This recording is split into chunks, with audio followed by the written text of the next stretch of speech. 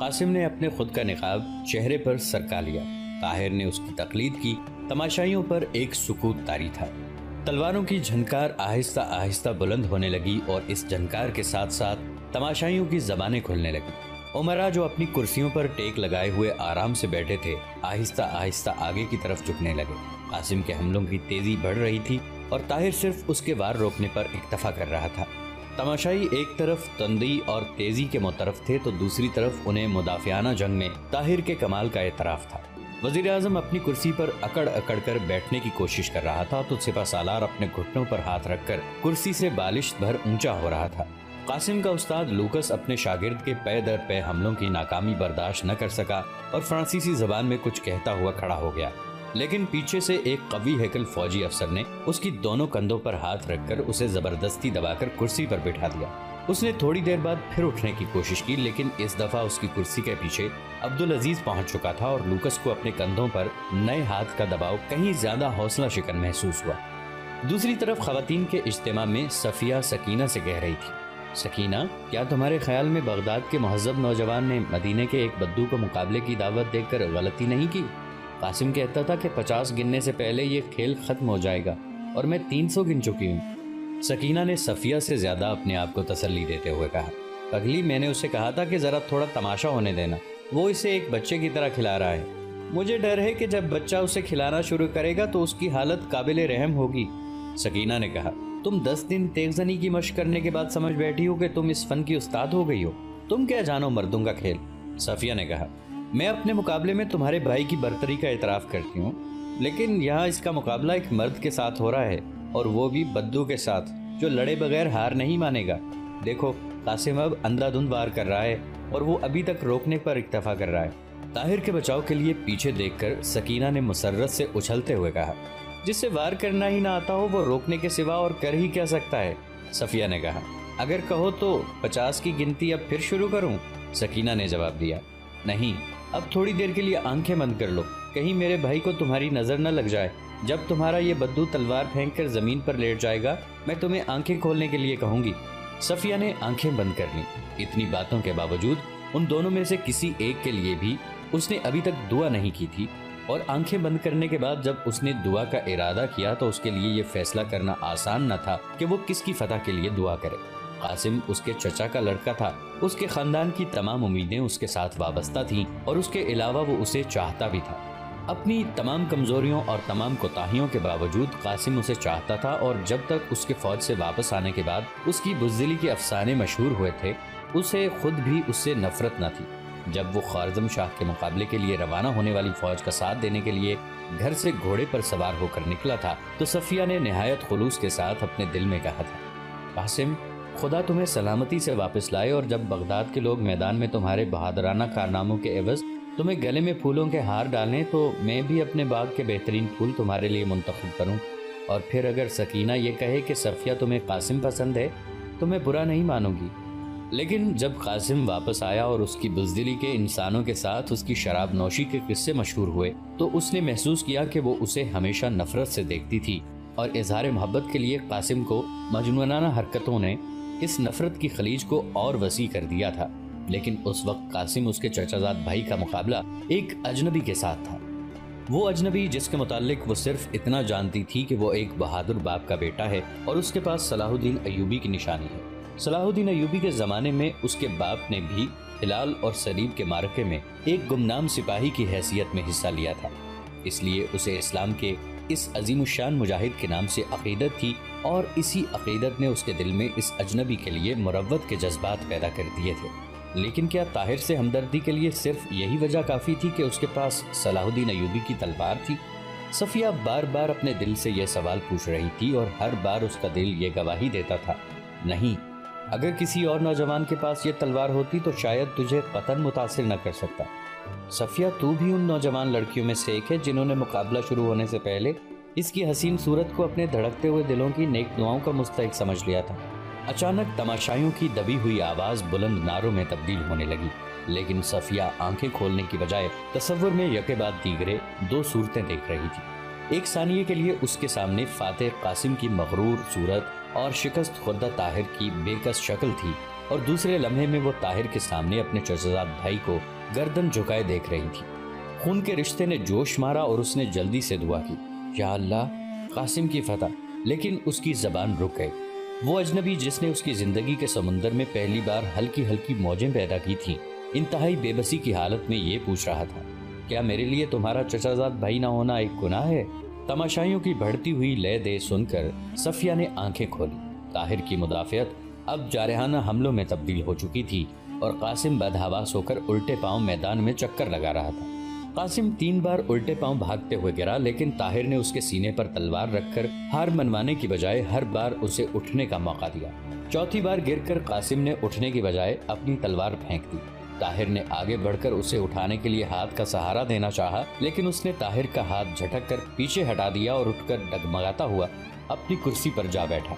उसने खुद उतार कर अपनी गोद में रख लिया। तो थके हुए घोड़े की तरह हाँफ रहा था और उसके चेहरे से पसीने की धारें छूट रही थी। लूकस ने उठकर उसे पसीना पहुंचने के लिए अपना रुमाल पेश किया, लेकिन कासिम ने उसका हाथ झटक कर उसे पीछे हटा दिया। जब लूकस परेशान होकर अपनी कुर्सी पर बैठ रहा था, अब्दुल अजीज ने झुककर उसके कान में कहा, ये रुमाल अपने लिए रखिए, अभी लोगों की तसल्ली नहीं हुई, वो आपके कर्तव्य भी देखना चाहते हैं। लूकस के लिए होंठ काटने के सिवा कोई चारा न था। बगदाद के उमरा दबी जबान से ताहिर को दाद दे रहे थे, लेकिन ख्वारज़म का सफ़ीर अपनी कुर्सी से उठा और आगे बढ़कर मुसाफे के लिए ताहिर की तरफ हाथ बढ़ाते हुए बोला, नौजवान, मैं तुम्हें मुबारकबाद देता हूँ। सलाहुद्दीन अय्यूबी के बहादुर सिपाही के बेटे से हमें यही तवक्को थी। ताहिर ने खुद उतार कर उसका शुक्रिया अदा किया। अमादुल मुल्क ने उसका खुद पकड़ते हुए उसे अपना रुमाल पेश किया। ताहिर उसके हाथ से रुमाल लेकर अपने चेहरे से पसीना पोंछ रहा था कि ऊपर से नकीब ने ऐलान किया कि खलीफतुल मुस्लिमीन जा रहे हैं। हाज़रीन उठकर एहतराम के साथ खड़े हो गए। नकीब ने थोड़ी देर बाद खलीफा के तशरीफ ले जाने का ऐलान किया और सब अपनी अपनी जगह पर बैठ गए। ताहिर अमादुल मुल्क के हाथ से अपना खुद लेकर पसीना पोंछता हुआ अपनी जगह आ बैठा। उमराए सल्तनत की निगाहें वजीर आजम पर लगी हुई थी। वो अपने जहनी कर्ब को एक सियासी मुस्कुराहट में छुपाने की कोशिश करते हुए कहने लगे, मैं खलीफतुल मुस्लिमीन वली अहद सल्तनत शहजादा मुस्तंसर और उमराए बगदाद की तरफ से ताहिर बिन यूसुफ को हदिया तबर्रुक पेश करता हूँ और उम्मीद करता हूँ कि ये तलवार जिसका इस नौजवान ने अपने आप को बेहतरीन हकदार साबित किया है, दौलत अब्बासिया की बेहतरीन खिदमत सर अंजाम देगी। इस तकरीर ने हाज़रीन की झिझक दूर कर दी और वो यके बाद दीगरे उठकर ताहिर से मुसाफा करने लगे। सिपा सालार फिर एक बार मुस्तंसर से सरगोशी करने के बाद उठा और बुलंद आवाज में बोला, शहजादा मुस्तंसर बिल्लाह की ख्वाहिश है कि वो अपने हाथ से सलाहुद्दीन अय्यूबी की तलवार कमर में बांधने से पहले उसका एक और इम्तिहान लें। हमारे मुअज़्ज़ज़ मेहमानों में से एक का दावा है कि दुनिया में उससे बेहतर तेगज़न कोई नहीं। अगर ताहिर बहुत ज़्यादा थक न गया हो तो मैं ये दरख्वास्त करूँगा कि वो हमारे मुअज़्ज़ज़ मेहमान की दावत कबूल करे, क्योंकि ताहिर के पास अगर सलाहुद्दीन अय्यूबी की तलवार है तो हमारे मुअज़्ज़ज़ मेहमान लूकस के पास शाह फ्रांसिस का आफरी नामा है। लूकस ने यह सुनकर आओ देखा न ताओ झट अपनी कुर्सी से उठा और सर पर खुद रखकर मैदान में आ खड़ा हुआ। ताहिर पानी का प्याला पीकर मुस्कुराता हुआ उठा। अब्दुल अजीज ने जल्दी से आगे बढ़कर कहा, आप बहुत थके हुए हैं, मुकाबला जल्द खत्म करने की कोशिश करें। ताहिर ने इत्मीनान से अपने सर पर खुद रखते हुए कहा, इसके साथ मेरा खेल बहुत मुख्तसर होगा, तुम फिक्र न करो। हबशी गुलाम ने आगे बढ़कर तलवारें पेश की।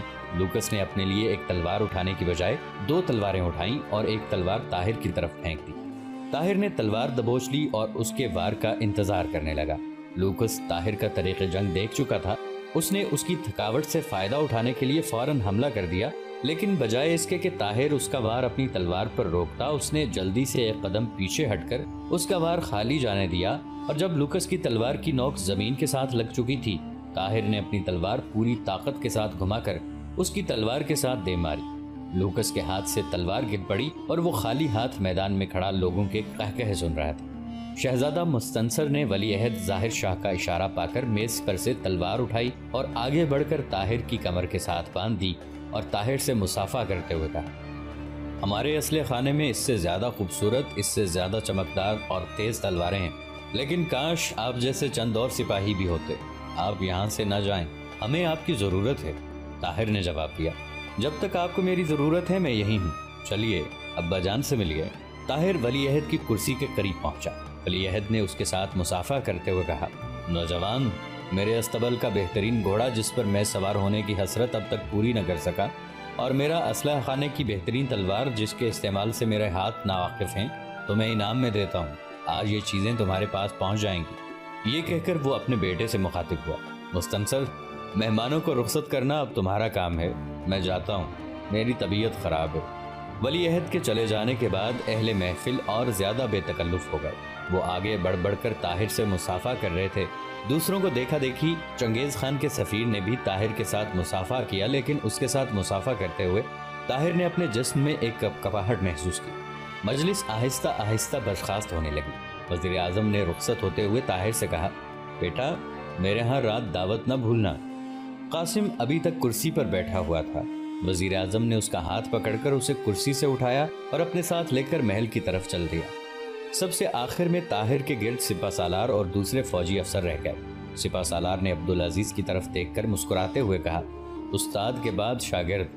عبدالعزیز نے کہا، شاگرد کے بعد استاد۔